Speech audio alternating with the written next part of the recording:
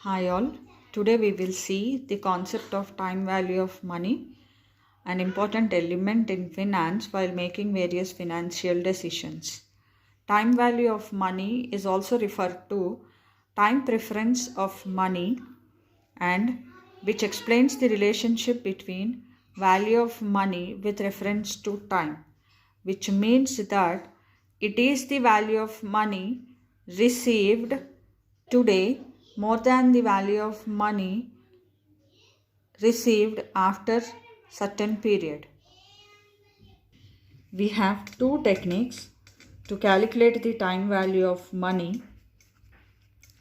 Those are compounding technique and discounting technique. Compounding technique helpful for us to find the future value of money, whereas discounting technique will helpful for us to find out the present value of money. So therefore, we will use compounding formula to find out the future value of money, and we will use discounting formula which is opposite to the compounding to find out present value of money. We will see the formula now. To find out the future value of money, we will use Vn is equal to V0 into 1 plus I whole to the power of n.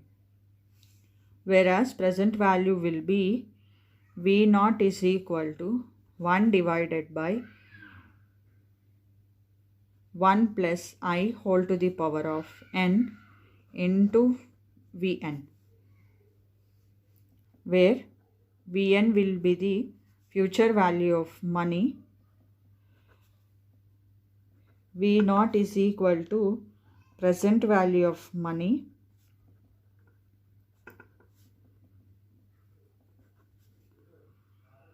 I is interest rate, n will be number of years. So Vn is equal to, that is future value is equal to present value of money into 1 plus I, that is interest rate, whole to the power of number of years, and present value of money will be calculated by 1 divided by 1 plus I, which represents interest rate, whole to the power of number of years, into Vn means future value of money. So which means that if present value is given, then we can find out future value. Then if future value is given, then we can find out the present value of money.